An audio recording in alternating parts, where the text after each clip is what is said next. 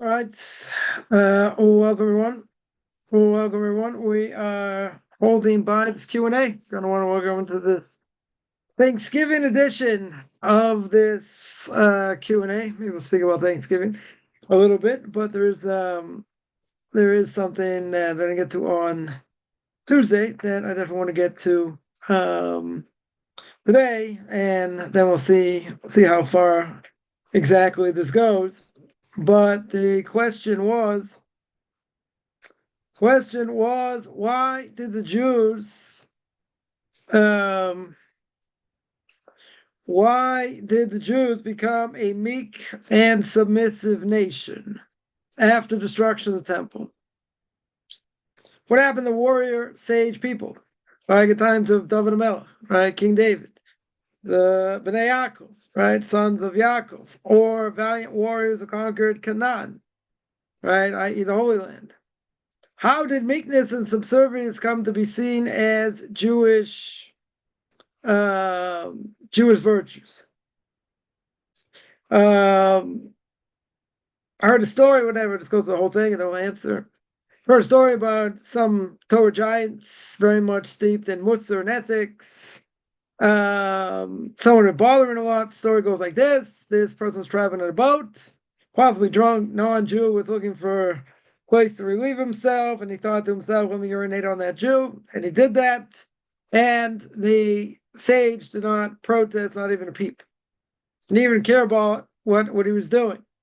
Now, the question is, okay, I don't mean disrespect this great rabbi, but something doesn't feel right. Yeah, it doesn't feel right because you don't know how to look at it. So we're gonna answer that. Also, the question is, do I think the state of Israel has been established, or since the state of Israel has been established, Jews might return to the warrior stage of life?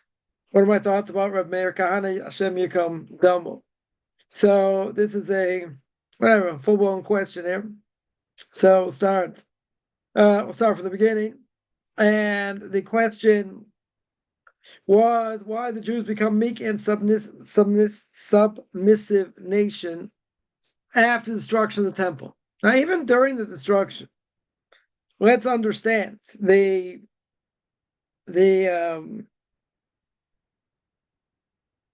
Jews were taken over, right? They know by the Romans, so they had no way to fight them.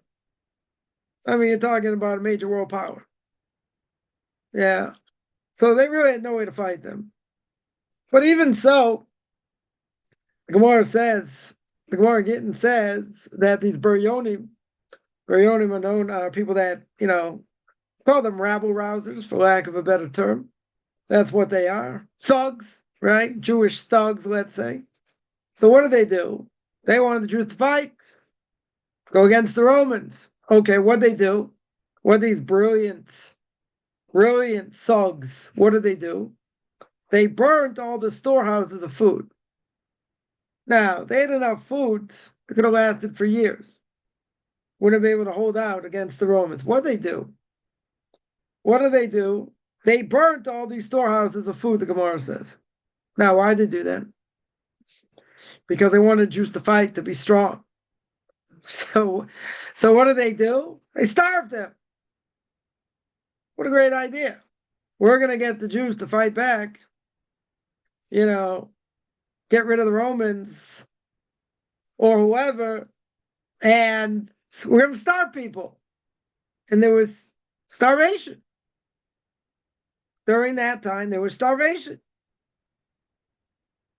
One of the curses, in the book of Deuteronomy, one of those curses is that there'll be a time where women are going to eat their children.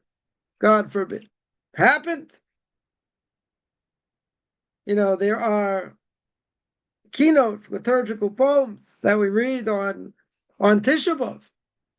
Fast the 9th of Av commemorates the destruction of the temple. There are keynotes there that describe this. Describe the horror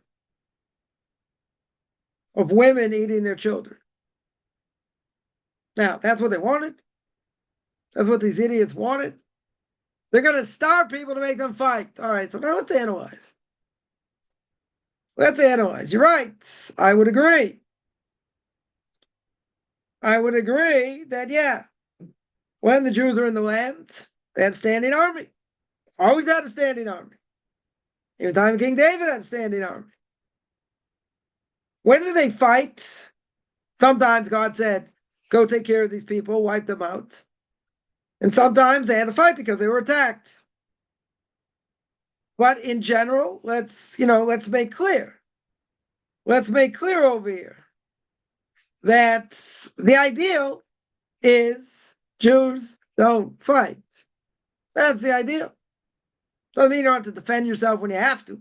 Okay. Right? No one's arguing that. No one's arguing that. You always had a standing army. Okay. So the mistake over here, one of the mistakes, is the fact that even during that time, and during the time of the judges, you got to remember there was no standing army then.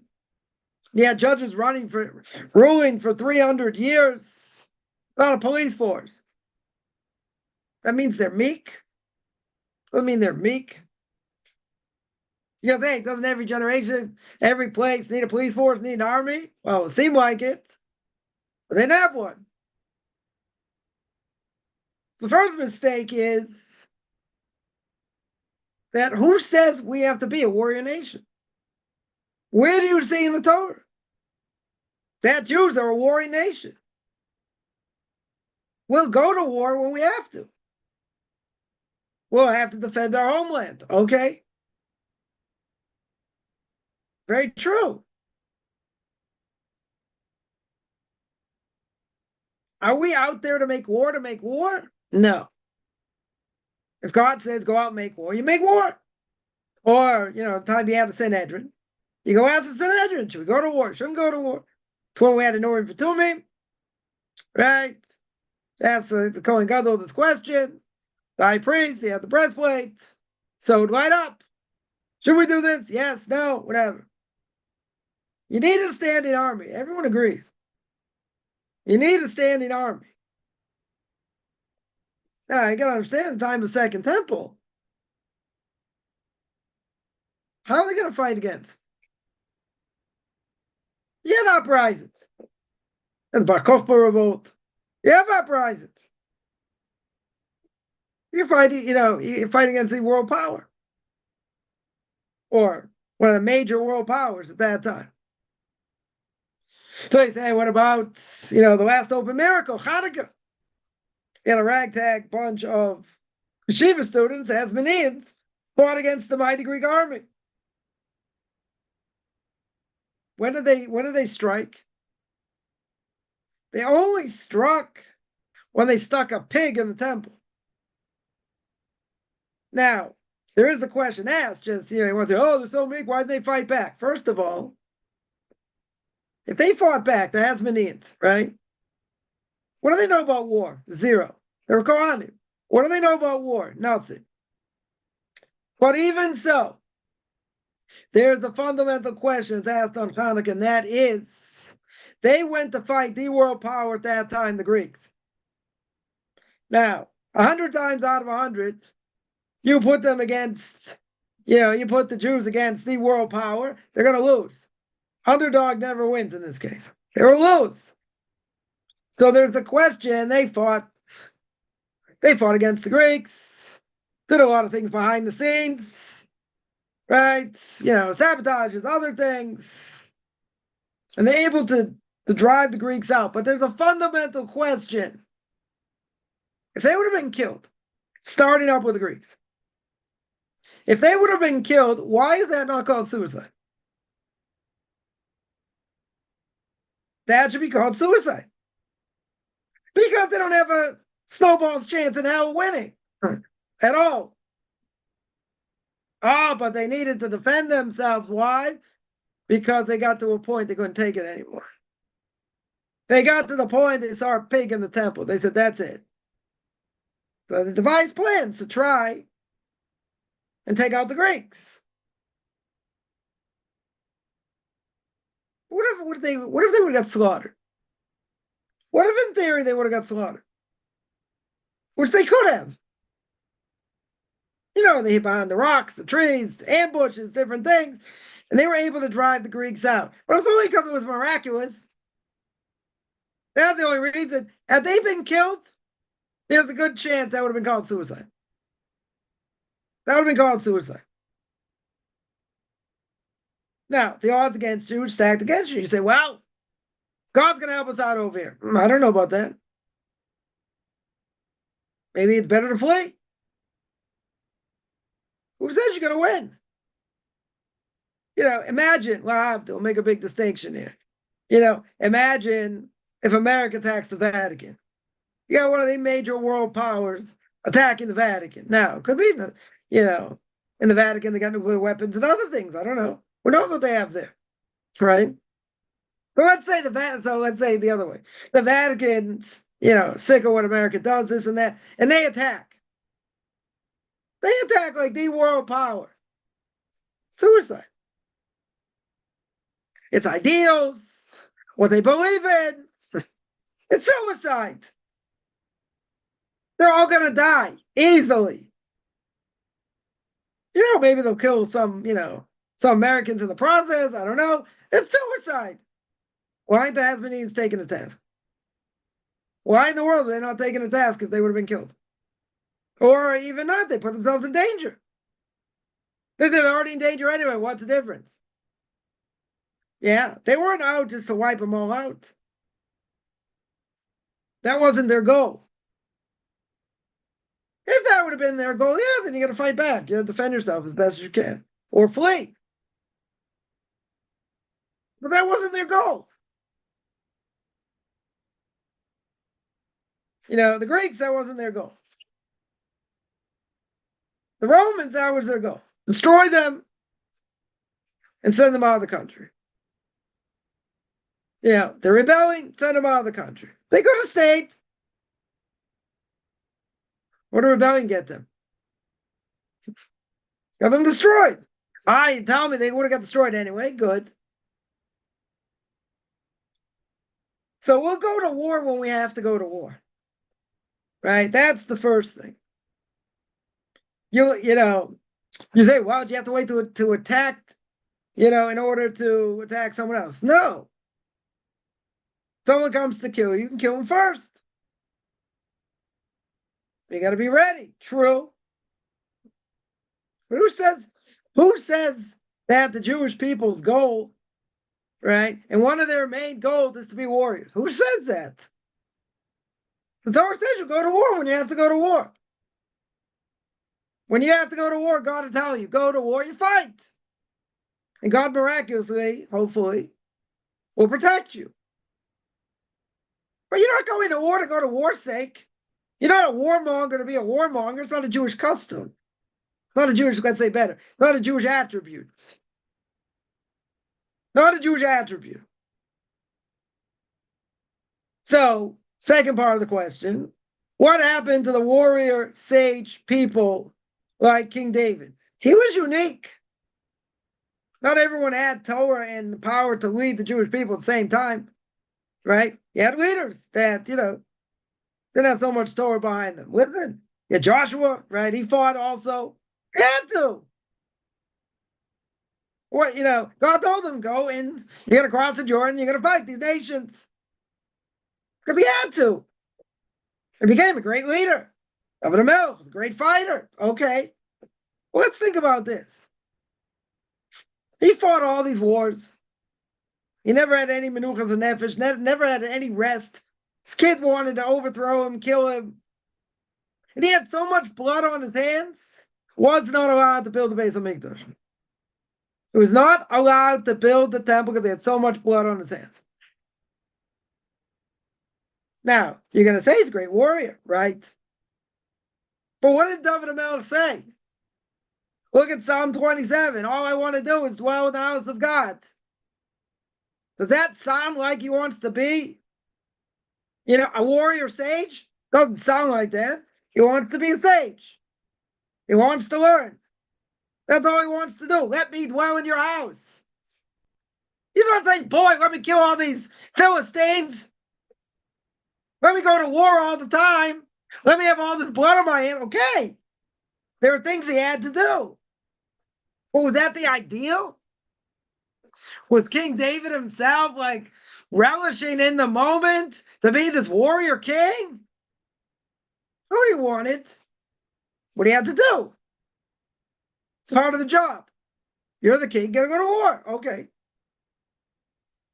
Well, look what happened to him. He was probably most of his life he was at war or hiding from people. That's not the ideal. And King David himself said, I want to dwell in your house. That's all I want is to dwell in your house. We say that every day, right in the month of Elul, till the last day of Sukkot, till Shmini Atzeres. All he wants to do is dwell in the house of God. Does that sound like he wants to be a warrior king? Or a warrior? Doesn't sound like that. He wants to learn Torah. And every night at midnight, whatever, he got up and he learned Torah like a lion. Okay, and to fight wars, good. So you say that's what made him who he was. That's not necessarily what made him who he was. What made King David who he was, not only his emunah, his faith and belief in God, but his piousness. Read the book of Psalms. Look how righteous he is. Yeah, he always says, I don't deserve to be protected, but you're going to protect me anyway, and you're going to help me and this and that. But he's running for his life all the time. Don't sound like a warmonger? Or a warmonger. Not interested in going to war. When he has to, he has to. But that's not the ideal. Certainly not the ideal. Yeah. Now you look at Bnei Yaakov, right? Sons of Yaakov. So we're gonna read this in a couple weeks. But what happened to Dinah? What did they do? They wiped out the city of Shechem. Wiped out Shechem and everybody. Yeah, and Yaakov chastises them. Now, they were guilty, right? So what he did, and nobody protested, no one said anything, right? So it's brought down why they all deserve to be wiped out, because it should take him to law courts. Dinim, it's one of the 7 Noahide laws. Nobody did it. So the whole city deserved to be wiped out, because they didn't uphold the Noahide laws. But what was Shimon and Levi's answer? Shimon and Levi's answer to Yaakov was, we're going to let our sister be treated like this? We're not going to take revenge? They don't deserve to be taken revenge on? And Yaakov chastises them. Why does he chastise them? Because he says that's not the way we do things. They were guilty of the death penalty anyway, right? That would be a question on Yaakov. Doesn't matter. That's not the way to do things. They're guilty. They're guilty of not upholding Noahide laws. If they're guilty of not upholding Noahide laws, in this case, what's punishment? Not all the Noahide laws, but what's the punishment over here? Death penalty. That's the punishment. So they had it coming anyway. Very hard to understand what Yaakov's saying.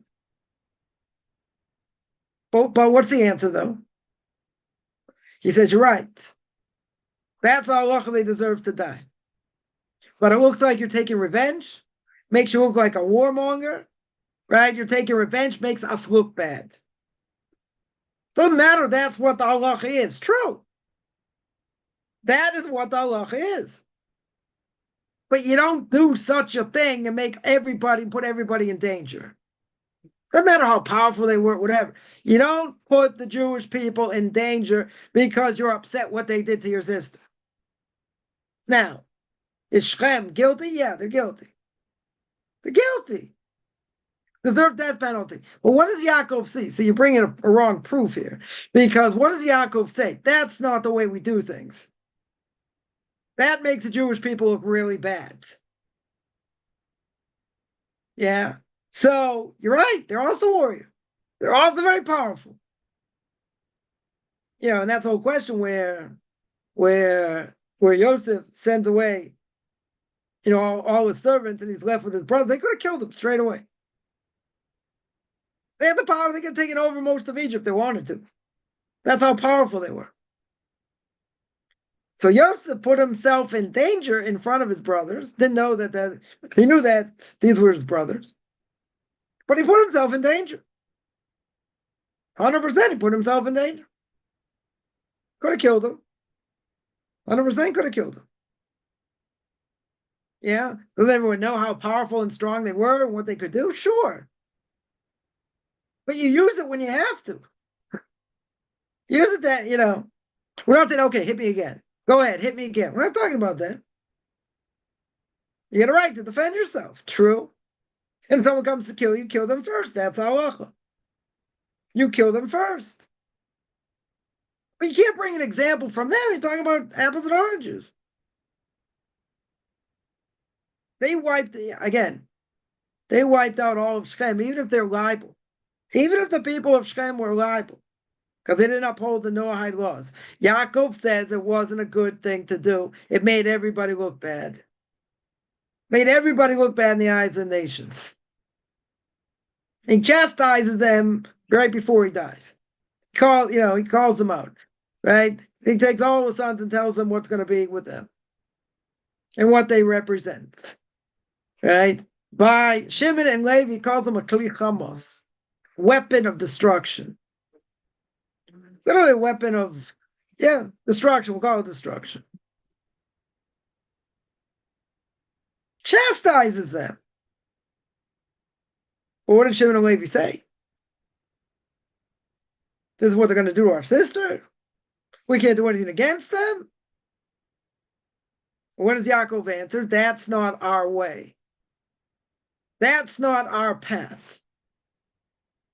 They deserve to be punished. Everyone agrees. They deserve to be punished. But you got to think of the bigger picture also. So now, next part of the question, how did meekness and subservience be seen as Jewish virtue? First of all, we're in exile. Even in Israel, very clear as day, we're in exile. If you're in exile and living among the nations, that doesn't mean you say, okay, hit me again, hit me again, hit me again. You got to be careful. You're allowed to defend yourself. Nobody says not. Maybe you're allowed to go on the fence to make sure they don't do anything to you. Maybe. But you're living in exile. You got to show by example. You're a guest in that country. You live in Israel, different issue. You live in exile, gives you the right.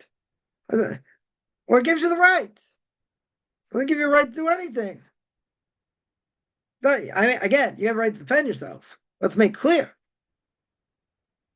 But should you be out there rabble-rousing and whatever? No. That's not a Jewish concept.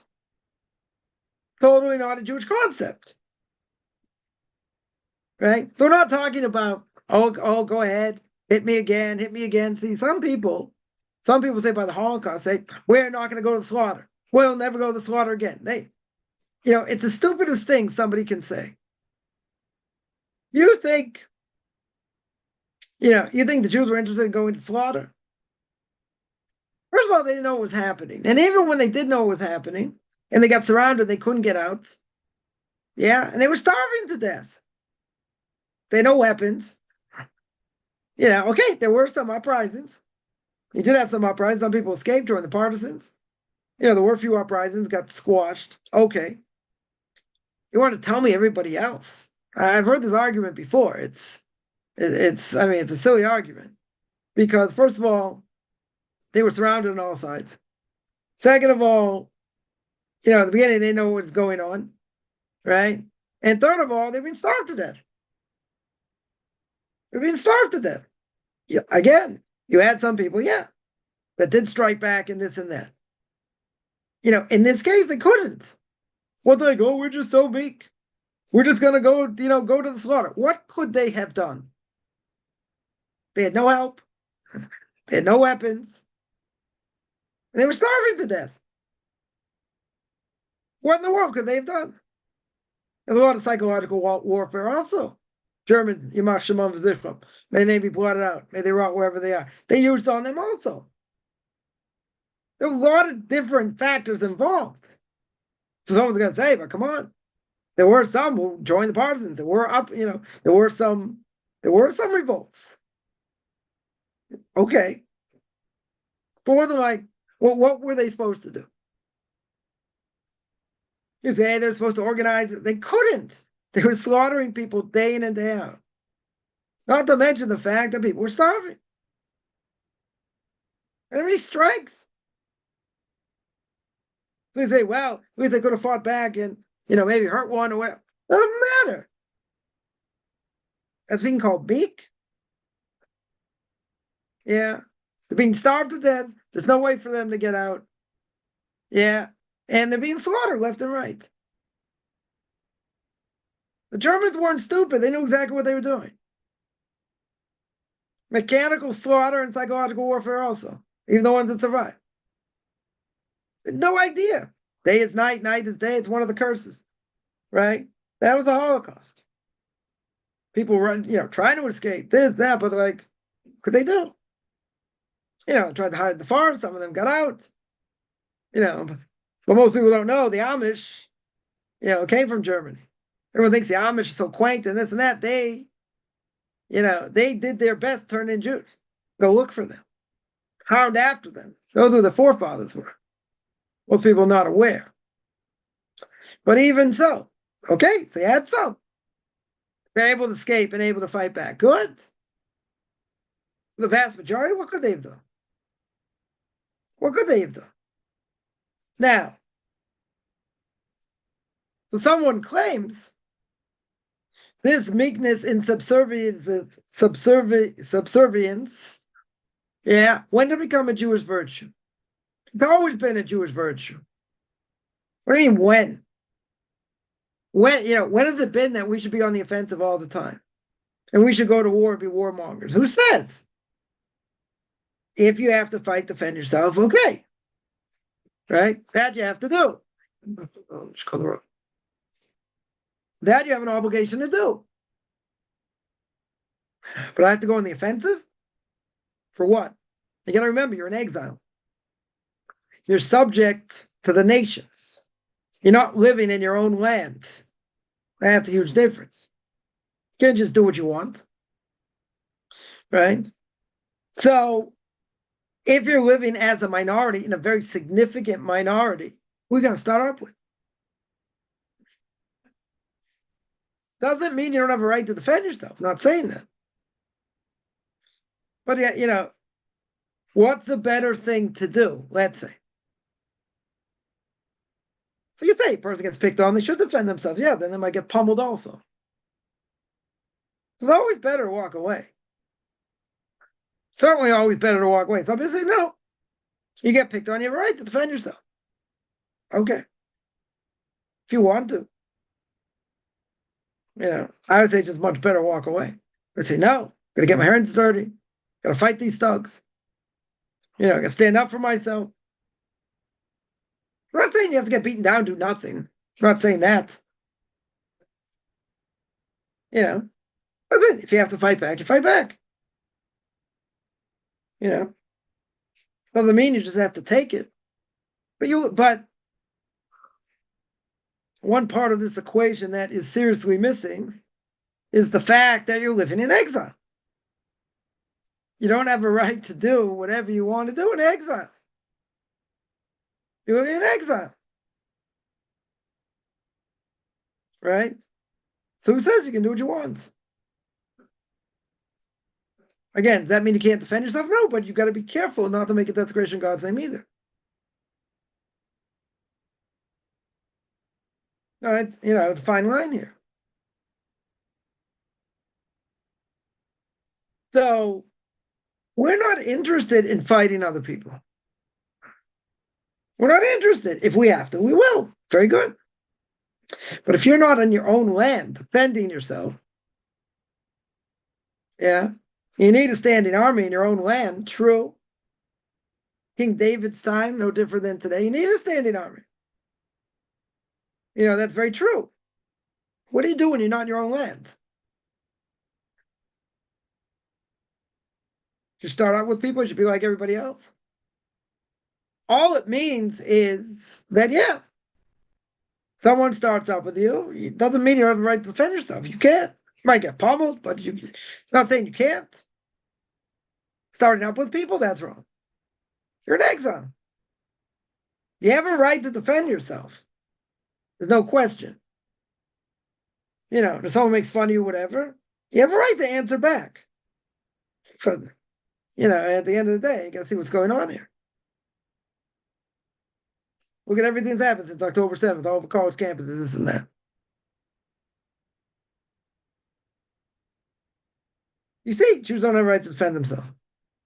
They can't even call it out saying that genocide is bad. Only depends on the context. So not saying you just sit there and take it. Not saying that. And these people are just thugs, that's all they are. Trying to intimidate people and this and that, okay. Not saying you have to take it. Right? But you want to do things in a peaceful way. You don't want to start up. No mitzvah to start up with them. You're talking about people, right? You don't even point to argue with them because they're sitting on the brains. They have no brains over here. Judah asked most of these thugs. Yeah. What is it? The river to the sea, from the river to the sea. They can't tell you which river or which sea. They don't know anything about what's going on. Nothing. It's just a thing for them to fight against Jews. That's it. They don't know anything. So even arguing with these people is a waste of time. They're going to sit there and listen to argument? You see, people are trying to do that, trying to get information out there. Nobody cares. They say, they still keep saying the same thing. They killed 40,000 people. Women and children in Gaza. One of the biggest lies in the world. Still saying the same thing. They're not letting enough, aid in. Also not true. Like all these lies. They're doing, Israel's doing their best to confront it, but they keep saying the same thing. People don't listen. They don't want to listen. I'm not saying don't try and get the information out there. You try and get the information out there, but you're fighting an uphill battle. You got people that have the biggest question. Ask, do I put ketchup or mustard on my hot dog? They don't know anything about the conflict. I know somebody was here, came here, last year, and they were part of the protests in Tel Aviv, against government and judicial reform and this and that. So I'm like, do you have any idea what the protesting? You have any idea what's going on? What the issue is? They're like, it's democracy. Democracy. I said, that wasn't my question. My question was, do you know what they're doing? You know what the issue is. Right? So I made it very clear. I don't want to get into politics, but I made it very clear. If the Supreme Court in the U.S., every time Congress wanted to pass the bill and they didn't like it, and they would strike it down, would that work over time? Doesn't that mean they're overstepping their boundaries? Everyone agrees to that. The left agrees to that as well. The Supreme Court well overstated their boundaries. Well overstated. But what are they afraid of? What's the left, quote unquote, afraid of? That the right is going to take it way too far. Whatever that means. Take it way too far. Yeah. But if you have an institution like that, and they strike down every last thing the Knesset wants to do, that's overstating. That's being well overbearing and going outside the jurisdiction. And there are many, many things they've gone outside the jurisdiction. They wouldn't stand for it in America. Maybe other places either. Right? But again, the left is afraid, making it into a dictatorship, and they're going to go too far. And that's what they're protesting about, seemingly. But, it's all just a way to try and get Netanyahu out of power. But that's, again, that's not the topic. So that answers that question. Now, third part of the question. Heard a story about a great Musar Gadol, great rabbi steeped in ethics, very holy, very righteous.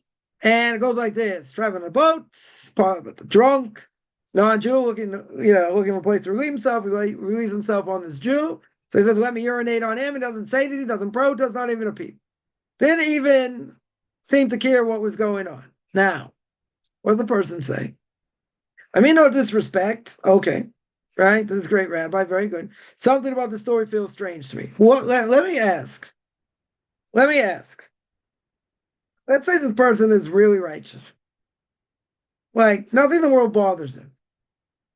Right? Got tremendous emunah, tremendous faith and belief in God and how God runs the world. So now you got, you know, this drunk non-Jew. Yeah, I'm making fun of non-Jews here in general. He's drunk. Okay. So he leaves himself. Very good. And he makes on this rabbi. What's he gonna do? Punch him in the face? What's he gonna knock him out? Right? So let's say the story's true. Let's say the story's true. Where did this story take place? It wasn't Israel. Right? Pretty clear. It's not here. So again, you have something taking place. You're in exile. Right? You're in Brooklyn. You're whatever, wherever you are. Now, is this a good is this a good thing? No. Obviously not. Right? This guy is plastered. Or he's on drugs. Either way, it doesn't matter. This non-Jew's on drugs. Or he's plastered. Now, if someone's drunk in general, let's just break this down. Can you reason with such a person? Probably can't reason with them. Can't reason with them. They're drunk. They're not in their right mind. Yeah. So what should be done? Take them to court? Gonna beat them up? What are you gonna do? What should be done? That's not gonna make a desecration of God's name. In general. Yeah. So let's say he pummels them. It's gonna make great news. Orthodox rabbi pummels, whatever. Beats up a drunk person because he released himself. That's not going to look good. It's not going to look good in the press at all. They'll probably lie about it anyway, but it's certainly not going to look good. Now, what's the best thing to do in such a case? Try and get the person to stop, whatever. You move on. What are you going to do? What in the world are you going to do? You could beat him to a pulp. What's that going to help after the fact? It'll make it worse. I'm not going to say you just have to sit there and let it happen. But at the same time, what are they supposed to do? Okay, try and stop as much as you can. Right? So the person says, but he didn't make a peep. What was he supposed to do? Kaufman's question. What was he supposed to do? I'm not saying the person doesn't have the right to defend themselves. I'm not saying the person has to be the butt of all these jokes and different things and whatever. But what are you supposed to do? A lot of times, there are a lot of hate crimes that don't get reported. They don't get reported because they're afraid. Not because, what are the repercussions? And then, the person who did it, they can have all the friends come, beat them up, and who knows what. I don't think they're afraid of that. They're not worried about that. What are they worried? Why don't they do it? Because a lot of these things happen so often, nothing gets done about it anyway. So what's the point? What's the point? If a lot of people are just going to be, put in jail and they're going to get out straight away, they're not even going to stay overnight. No point. Nothing's going to be done to fix the situation. Does that mean you just have to have two hands tied behind your back and say, go ahead, hit me again, hit me again? No. Nobody's saying that. No one's saying you have to sit there and take it. But at the same time, this is a good case. This person's plastered. So you do it if you can to stop the person, whatever. That's it. What do you want? What? You gonna take this drunk guy, call the police, get him arrested? You could do that. They're not gonna do anything. Probably not gonna do anything. So what should you do? Right? The person says this story feels strange to me because you don't know what Judaism is. You don't know what the virtues of Judaism are. There's a big mitzvah over here to walk away. Whatever. Try and stop the person doing what they're doing and move on. Because you're not going to get helped anyway. And you're in exile. And even in Israel, we're in exile. Different type of exile, but we're in exile nonetheless. Different people to fight against. What are you supposed to do? I think this is the problem. Oh, yeah. Where did subservience come to be seen as Jewish virtue? Nobody's saying you got to sit there and take punishment for no reason. And you can't defend yourself. We're not saying that. You have a right to defend yourself. But you got to remember. You're living amongst non-Jews. You're not in your own country. If you're in your own country, right? No great shakes either, the government and how they do things and whatever. But okay, we're not going there. Right? I'll give you another example. Someone told me this story a few years ago. A secular Jew tells me the story. He's at a hockey game. Okay. He's at a hockey game. Meanwhile, there's an Orthodox Jew there, right? That's what he tells me. It's an Orthodox Jew, and every time something happens, the guy's jumping up and screaming. Just screaming and yelling and whatever. Meanwhile, you do that at a game, people can't see, right? You get excited, okay. We don't want to block, someone having the ability to see. I mean, they pay good money to go to this game, so why should you block them by jumping up and down and screaming? Yeah. So this friend of mine says, he looks obviously like an Orthodox Jew. So it's trying to get this guy to sit down and keep his cool. It looks bad. 99% of the people around you are non-Jews. You're sitting there yelling and screaming, looking like a Jew who says you should be at the hockey game anyway. That's another issue. We're not going to go there. But you're yelling and screaming, looking like an Orthodox Jew in front of all these non-Jews. And blocking people's views and different things. That looks bad. Oh, you can tell me other people do it. Some other people, jump up and scream and this and that. Okay. Yeah.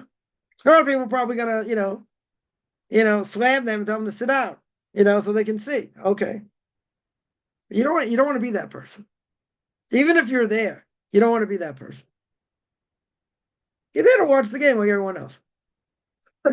Good, you got excited. What gives you the right to block someone's seat? Especially if you're visibly an Orthodox Jew. So this person said, if he's wearing Judaism on his sleeve, act like a mensch. When other people enjoy also, who gives you the right to jump up and down, screaming this and that, people can't see. Again, I'm not going into the whole question why if he should have been there or not. That's not the issue. Yeah? But that's the point. Because you're in exile. 99% of the people around you are Jews. You do not want to make Judaism look bad by doing anything. That's considered a desecration of God's name. Not technically. It's going to be done in front of 10 Jews. Right? But that is not a good thing, and that's what it means being in exile. Because you have everyone else around you stares, oh, look at this Orthodox Jew. He didn't even control himself during the game. Yeah. He keeps, walking people's views. That looks bad. Again, if it was in his own country, it also looks bad. Right? I'm not saying it doesn't. Difference is okay. So maybe it's worse because you're among Jews. That would be probably desecration of God's name. Right? But let's say, you're in a place they're all non-Jews. You want to be excited, that's great. Don't disturb someone else. Don't bother someone else. You want to be there, okay. There is some decorum. I remember, you go to basketball games, you have people, stand up and scream, whatever. They sit down pretty quick. Because people are going to say something and say, listen, we can't see. Just sit down. Okay. It happens. I'm not going to say it doesn't happen. But doesn't make you look good. Maybe some people don't care. They're probably drinking anyway, so it doesn't matter. Right? But you got to think. You think, oh, that means to be meek and whatever. No, it means you got to have a brain in your head. And if you're at a sporting event, whatever, act normal. Act like everyone else. Yeah. Don't stand out in that sense. Now, Last part of the question is, do I think since the establishment of the states, i.e. the state of Israel, Jews might return the warrior stage of life? No. They will fight because they have to defend the country. And there's a mitzvah to defend the country. No question about it. Anybody comes out against the army and says they're Nazis and different things, they got to screw loose. Soldiers deserve all the respect. They are fighting to defend the country. You need people to learn to help defend them, right? That's the only way we survive here. But okay, not even going into that issue. People to spit on soldiers, it's an absolute desecration of God's name. That there's nothing to talk about. They deserve the utmost respect. You might disagree whether the person should go in the army, this and that. They're fighting, they're giving, they're fighting for their lives so we can live in peace. They deserve respect. 100% they deserve respect. Right? Now, keep in mind, if we had an Urim V'Tumim today, we had a prophet today, and the prophet would say, see what's going on all around us. Everybody has to leave the base medrash, everyone has to leave the study hall, and everyone has to go fight. If it's a milchemes mitzvah, a war that is divinely decreed that you have to go fight, everybody goes fight. Everybody goes to fight. But are we looking at our goal is that the heads of yeshivas and different things, should be the leaders on the war front? I don't think so. That's all we're looking for. They need to be teaching their students and inspiring them. They don't need to be on the front lines. They certainly don't need to be on the front lines. And then you get the question, what do I think about Rabbi Kahana Shem Yikam Dam? Yeah, God should avenge his blood. So the person sent me a clip, what he said about his yeshiva. So I'll say like this. I have a bunch of books that he read. That he wrote. And people think, he was very far right wing, and he called it very early, well before his time, that you're always going to have a problem with the Arabs. You got to take them out on buses and send them out of the country. It's the only way you're going to stop the problem, right? Obviously, it's never going to happen, right? It's never going to happen, but he's right. 100% he's right, because you're never going to have peace unless they're all gone, pretty much, or they change, they change the way they think, which is not going to happen, right? Certainly to the end of days. So he was 100% right, but he said it well before his time. Well before his time. So I'll say two things. One is, he mentioned, whatever, in this video clip, he mentioned about, he wants people who's going to come from his yeshiva, they be very much steeped in halacha, that they should learn Jewish law very well. Very good. No problem with that. They want to focus on Jewish law. Great. Another thing he said is that, whole part, of Israel, you have to know Tanakh, you have to know history. So you should learn history in depth also. Okay. Right? And he said it's a shame. A lot of Jews, they can be, greatest rabbis and greatest scholars. They don't know Tanakh well. That might be true. Right? I won't disagree with that. But he's calling for the fact that, yeah, you have yeshivas, let's change part of the curriculum.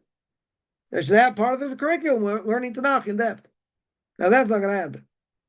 That I can tell you is not going to happen. The main focus is learning Gemara, commentaries, whatever. Learning Jewish law. It's not on Tanakh. Should it be? Good question. If you want to learn it in depth, it's not part of the everyday curriculum.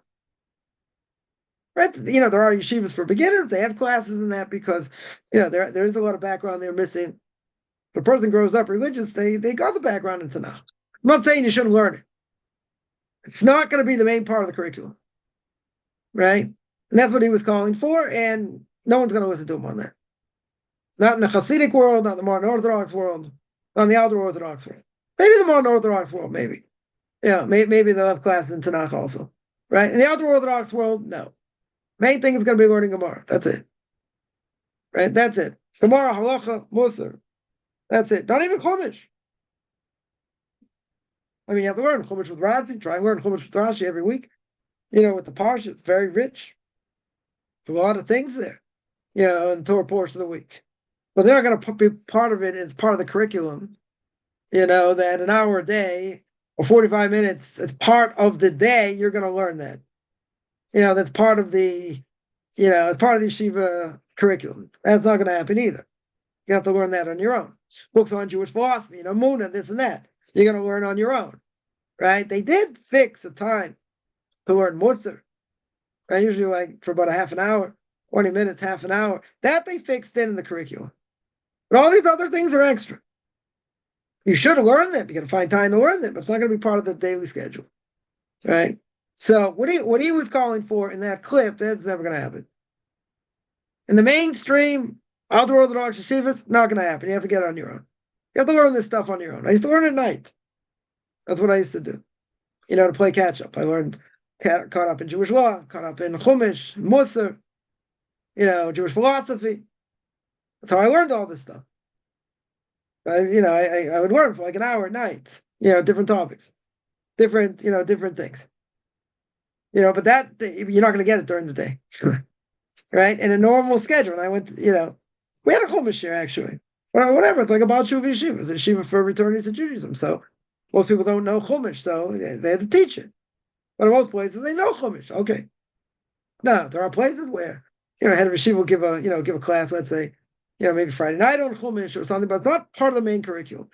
And it's not going to change, right? That's not going to change. And the last thing is one of my thoughts about him, about Meir Kana, Hashem Yikam Damla. So I have a lot of respect for what he did. No question. But the great rabbis' generation didn't like him. They were against him. Why were they against him? Because what he did is exactly what you're claiming that we should do. You're claiming we should be the warriors. We should be the valiant warriors. We should be the valiant warrior sage. What he did, why did people didn't like him? Could be some of the things he said also, which I'm not saying were controversial per se. He's calling that, all the Arabs should be thrown out of the country. Well, he's right. Israel's not democracy. You're going to have a Jewish continent state. They want to live in peace. Good. They don't want to live in peace. Get rid of them. I would agree with that. Stick them on buses. How do you think that would go over? In this last government in the UN. How do you think that would go over? Taking 1.5 million Arabs, 2 million Arabs, put them on buses and send them out of the country. I don't think that goes so well. Yeah, it wouldn't go well anywhere. But what was his claim? His claim was right. No one would disagree. You're always going to have a problem with it. There's only one place in the world they don't have a problem with Muslims. You know where that is? Japan. You know why they don't have a problem with Muslims? Because they don't let them in the country. It's the only reason. Every other country has problems with it. Yeah, they have problems. Now, imagine you got 1.5 million of them in one place, spread out, but they're all in one place. It's a disaster for what they want. And every single one of them is calling for the destruction of Israel, right? It's in their charter, to the Palestinian quote-unquote charter. They've never changed it, and, when there's two-state solution, they don't want it. So, it's very funny. Biden's government's still saying, we got to go over this two-state solution. You're crazy. What do you mean? Who are you going to talk to? Who's the other side that wants a two-state solution? Yeah, they want their own state. It's called Israel. I'm not sure if people are aware of that. They want the entire place. Israel doesn't exist according to them. We're an obstacle to peace by living here, anywhere. Not just going to go to the West Bank, anywhere. So who are you talking to? We're going to find the moderates. There are no moderates. The ones that perpetrated October 7th are the same ones living in the territories today. Quote unquote territories today. They're no different. They're absolutely no different. So Rav Kahana was right. You don't get rid of them, you're going to have problems, serious problems. He's right. Well ahead of his time, but, again, not practical. Never going to happen, but he's right. I don't think anyone would disagree with that. But, what's the issue, though? The issue is you don't stick it in their face. That's the issue. The issue is you don't start up with them. That's why the great rabbis' generation didn't like him. Not necessarily what he said per se. Could be some things, okay. Maybe he went too far or some things. Maybe. But that wasn't the main issue. The main issue is you live in an exile, you don't start up with them. And that is the whole point. Right? Like I say, live and let live. You want to live in peace? Great. They start off with you. You have a right to defend yourself. Better to walk away. You have to defend yourself. You defend yourself. Better to walk away because there's no point.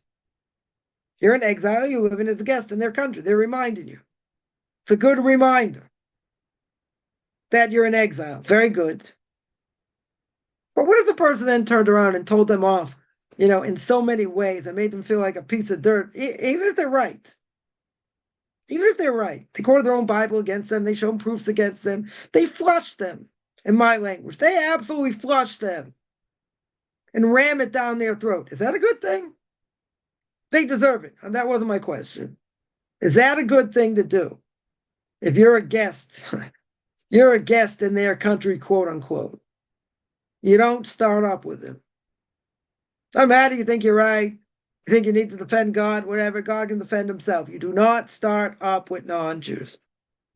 That's not what you do. That's not a Jewish virtue. That's why they didn't like him. Again, what he said, maybe they had some issues with certain things he said. Okay. I'm saying a lot of things he said, he was right. 100% he was right. I think ahead of his time. People couldn't hear it or didn't want to hear it or didn't want to believe it or whatever. But at the end of the day, it's funny. They wanted to ban his party, from the Knesset, but they let these Arab parties come in. They said, no, you don't believe in the state, this and that. I said, what about the Arabs? The Arabs also don't believe in the state. How can you let them, be part of the Knesset and this and that? They banned them anyway. But he's got a good point. You can't ban me saying I'm against the state and I don't believe in the state if you're going to let the Arabs run. They do the same thing. They don't believe in the state either.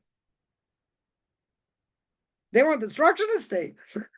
Type into the government, which is even crazier. Yeah. He's not calling for destruction of the state. But they didn't care. They claimed he was a racist, this and that. They banned him. But he had a very good point. He had a very strong point. He said, if we can't run, they can't run. They're just as bad, according to you. They're the same thing. They also don't believe in the state. Yeah. That's even worse. They want to destroy us. They want to destroy the state. And what was their answer? Doesn't matter. We're banning you. That was the answer. Good for the geese, not for the gander. I don't know. He had a very good point. But the thing is, and that's, now we come full circle, and that is, you don't start off with them. Doesn't mean you have to sit there and take it and be pummeled. You have absolutely a right to defend yourself. If someone comes to kill you, you have the right to, to preemptive strike and kill them first. 100%. The virtue is you don't have to do that. The virtue is it's better to walk away. If you can't walk away, okay. But the virtue is not to go to war. And not start with people just to start with them, even if you're right. That's what they didn't like. That's why they came out against him. Because he started with people. And that's not a Jewish virtue. But he felt in his own right. In his own right, he felt he had to do that for, any number of reasons. But that's not the Jewish way. We'll defend ourselves when we have to. You say, oh, what about the Ramban? And they wanted him to, answer up, one of these Christians or whatever. You think the Ramban had better things to do at this time? Than flatten this Christian, like a pancake with all his proofs against him? Don't you think he had better things to do at this time? They didn't give him a choice.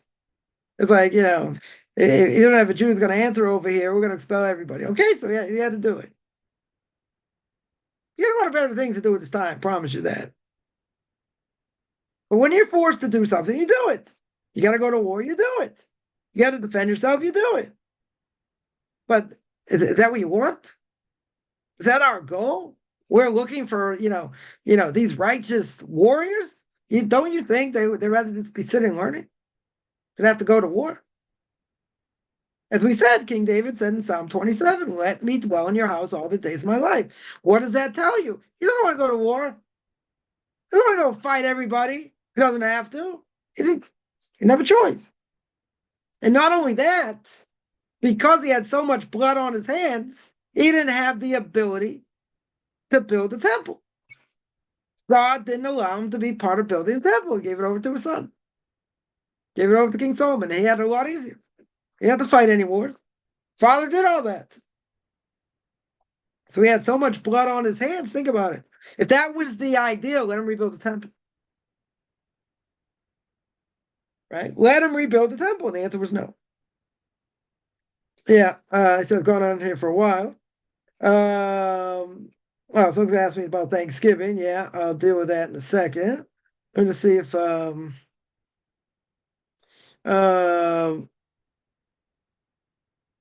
yeah, all right. So I'll deal with the question now. Somebody asked, is Thanksgiving okay to be celebrated by Jewish people? So there's a problem. Go to Victor Miller, and not everyone holds this way.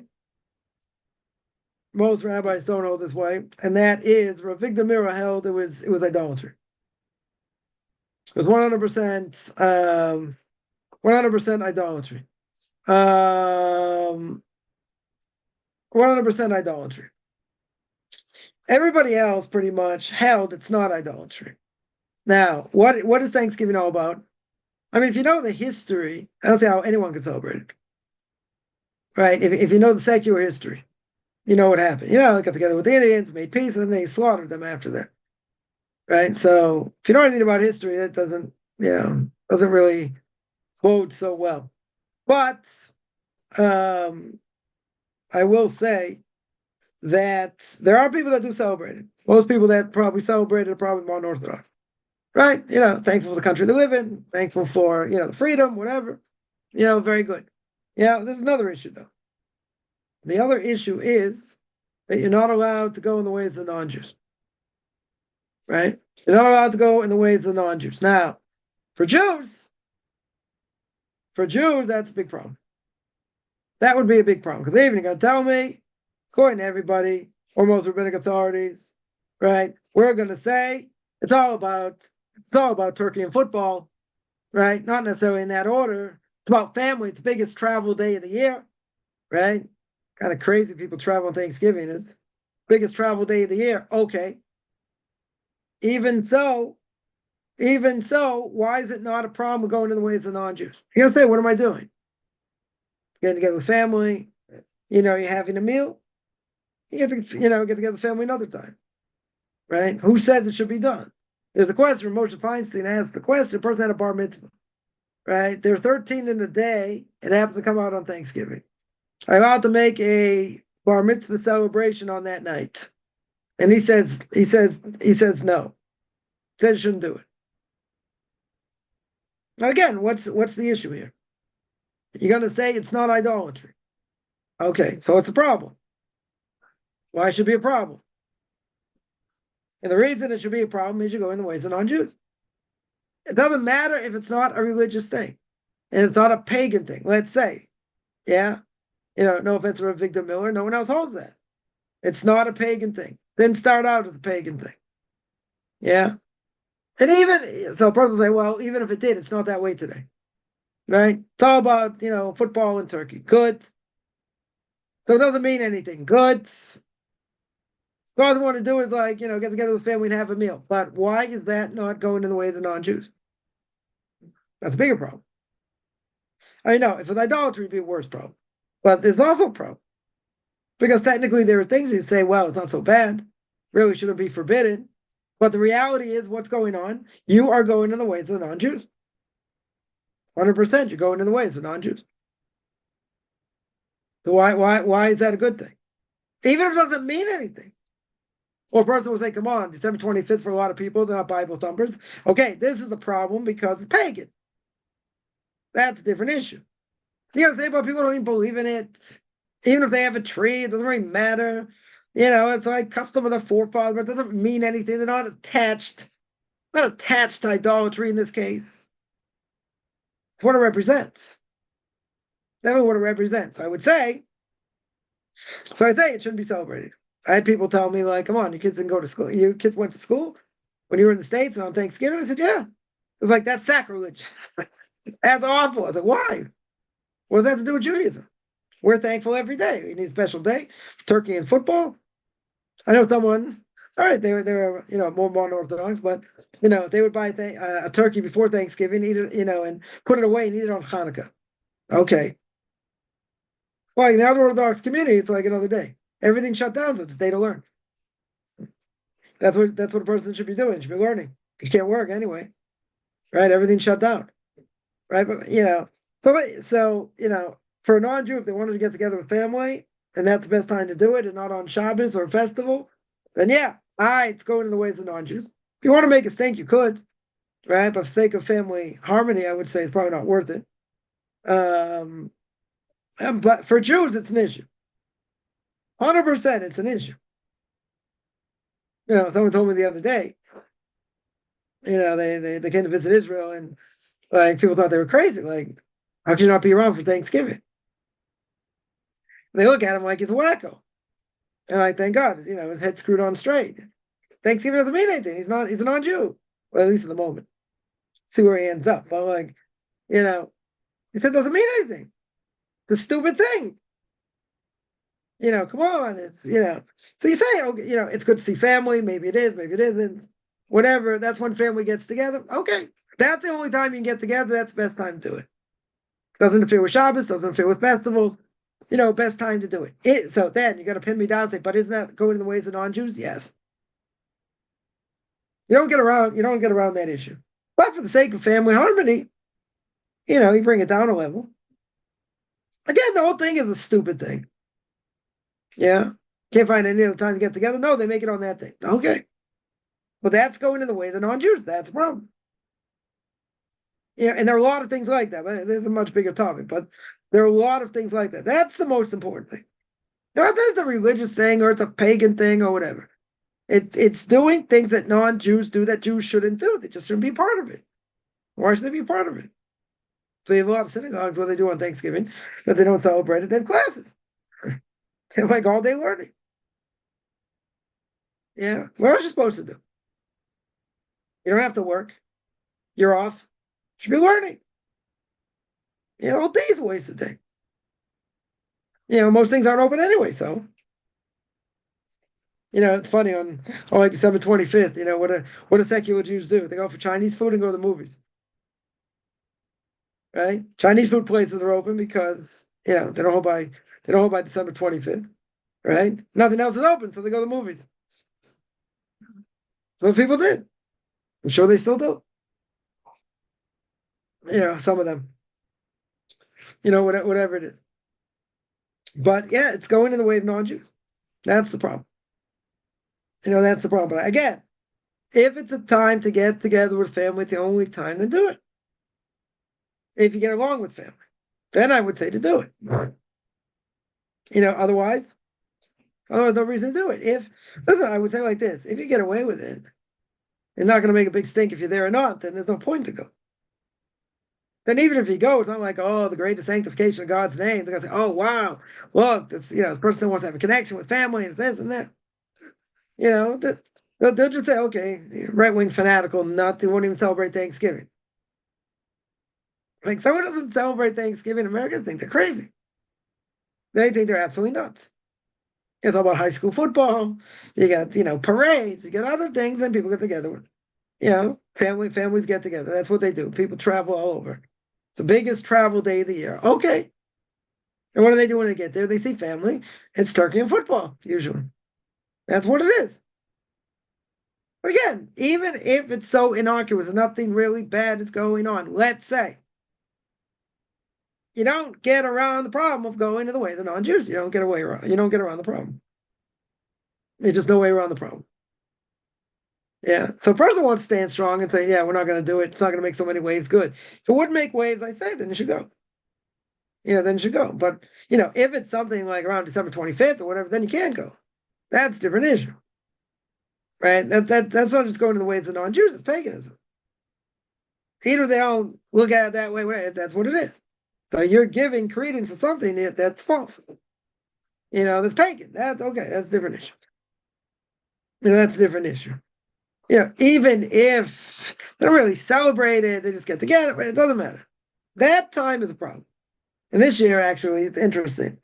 Hanukkah comes out on the first day. It comes out on December 25th. Can happen, right?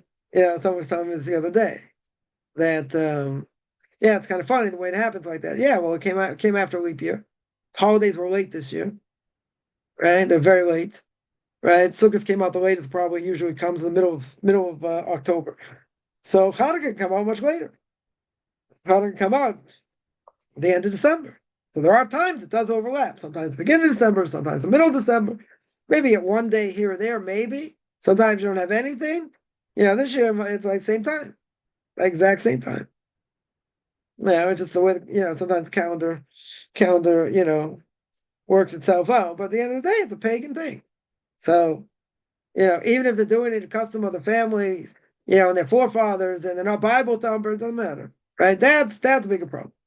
That's a much bigger problem. So this you want to tell me, okay, it's going to the ways of non-Jews, it's a bad thing. Okay. You still don't necessarily get out of that problem. But I would say, for the sake of family peace, and that's the only time to get together, and you're not going to kill each other or whatever, and it's okay to be there, all things being equal, then yeah.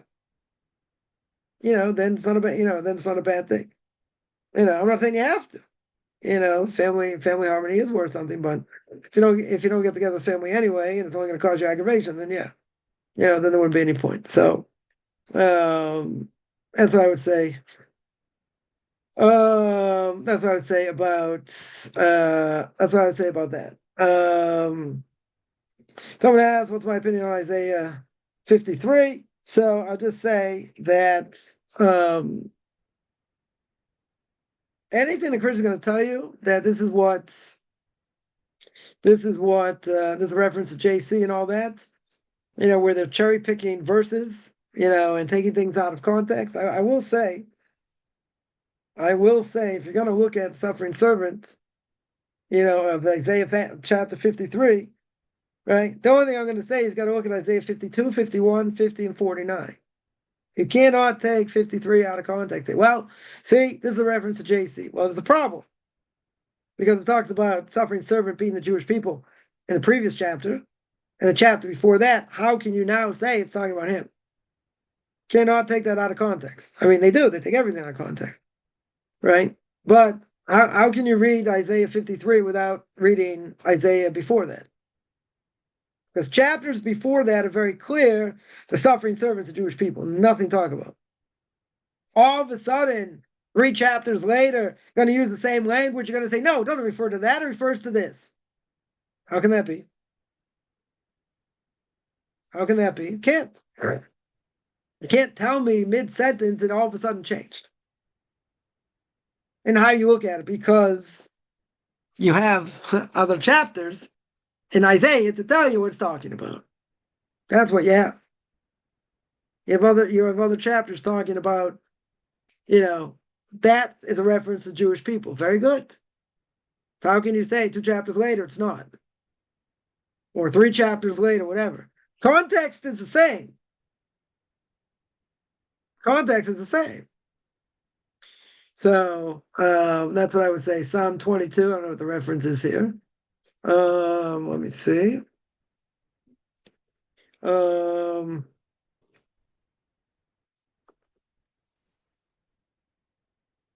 Let's see.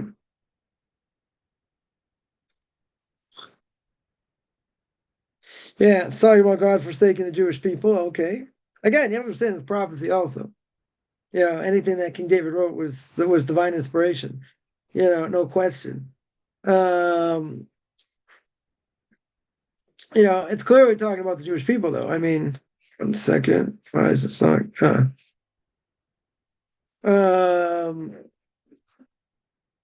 Our ancestors trusted you. They trusted you. You rescued them. I mean, again, talking to the Jewish people, you cried out. They escaped.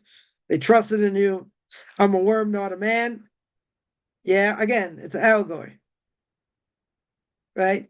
He feels like he's not a man. King David's talking here, yeah?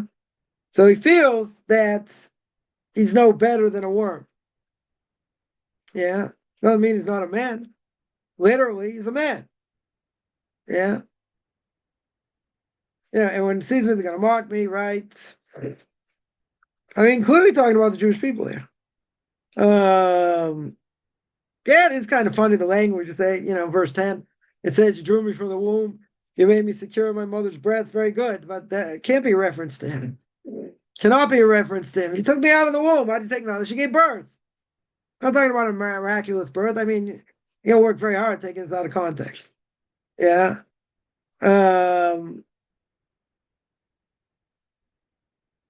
I mean, I can go through the whole thing here. I'm not going to, but it's pretty clear. It's talking about the Jewish people, and what they want to claim against it is, just taking it out of context. Um, yeah. Let me see. Any other questions?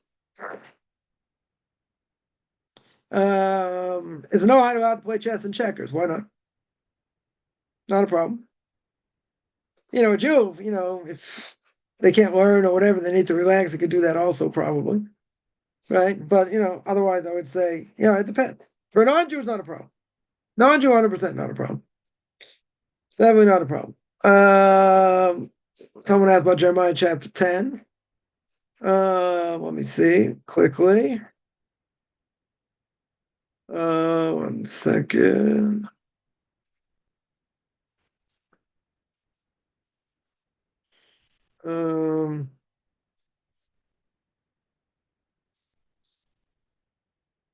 Let's say over there. So says the Lord, the way of the nations shall not learn from the signs of heaven, be not dismayed, the nations dismayed from them. Okay. I don't know why there'd be relevance to them. Let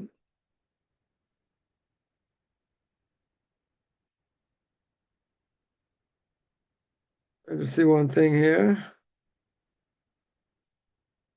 Oh, yeah. So it says don't go in the ways of the nations, right? That would be part of it also, right? As we said before. So going to again, it's a much more severe prohibition. Going in the ways of non-Jews, right? The question would be though. The question would be, does going in the way of the non-Jews apply to non-Jews? That's a good question. So I would say, as a moral imperative, I would say, yeah, the non shouldn't, do all these things. Yeah, why should they? Yeah, but really, there's nothing wrong with it. Doesn't come under the Noahide laws. Right? For Jew, it might be a waste of time, might be going in their ways, which is a more serious problem. Right? I would say for non-Jews, it's all nonsense also. It doesn't mean it's forbidden for them. Does not mean it's forbidden. They want to watch sports, they want to play chess, they do other things. They don't have an obligation to learn all day. They don't have the same obligations. They could do that. Right? The question is it a good thing for them or not? That's the question. Right? Is it beneficial for them? Does it make them better servants of God? I can't answer that. If a person thinks by doing that it'll make them a better servant of God, okay. But some of the stuff you won't be able to say that. I mean, I don't know how watching football or doing other things, right, is going to enhance your relationship to God. That doesn't make sense, right? But again, it wouldn't be forbidden. For non-Jews, it would not be forbidden, right? For Jews, it's more than just, it's more than just a waste of time, right? I mean, that's a big part of it. But I would say, as part of the Noahide laws, would not be forbidden. Would not be forbidden. I would say more as a moral imperative. Yeah. Let me just see. Any other questions here? Before I turn into a pumpkin. No pun intended. Talks about bringing a tree into the house. Okay, so yeah, I don't know why that's. I don't know why that's a problem. Yeah. Again, keep in mind one thing. I'll just say one thing. Person want, how does a person want their house to look? Do they want their house to look like a cesspool or not? Bottom line. Yeah. How do they want to view things?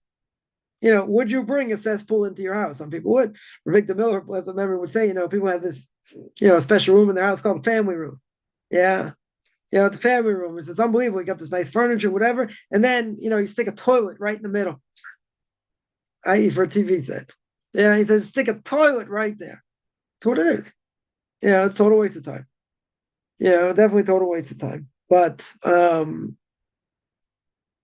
listen, it keeps people busy, somewhat out of trouble. But again, for some things, certainly for non-Jews, why would it be a problem? Would it be a problem if there are things like immorality, vulgarity, other things? Yeah, that would be an issue. That would be more of an issue, much more of an issue. But in general, person has to ask themselves the question: does this enhance my relationship to God or not? Does it make me a better person? Does it draw me closer to God? So you have to answer the question. The person will say, "Yeah, it does." Okay, right. But again, it wouldn't be forbidden because of the Noahide law. It would be something like I would call a moral imperative. Somebody asks, this is probably the last question: would a Jew in any kind of objection from God if they had only the ability to fall under Noahide law? Let's say for food and no other choice. If you had no other choice, a person, let's say, had an ulcer. If they had an ulcer and they had to eat something otherwise dangerous to them, they could eat non-kosher. 100% they could eat non-kosher because pikuach nefesh, it's like saving a life. If they had no choice, they had to eat non-kosher, whatever, for whatever reason. Okay. Let's say that non-kosher food was used for idolatry. Could they use it to save themselves? No. That can't get a benefit from idolatry. That's a different issue. Right? But if it's something that's going to save you, pikuach nefesh, yeah, then it wouldn't be a problem. If you have no other choice. Right? If you had no other choice. Listen, there were people during the Holocaust, right? Just people that refused to eat treif, even though it's going to make themselves weaker. Right? So some people live to a very high standard. Other people just said, you're crazy. You got to eat it because you got to survive. Otherwise, you won't survive. Some people just couldn't do it. Right? So I'm not here to judge. Right? But, if something's not kosher, you could get benefit from it if you have to. Right? If you absolutely have to. If you had to eat it, you could eat it. Right? If you have no other choice. But there are other things you couldn't.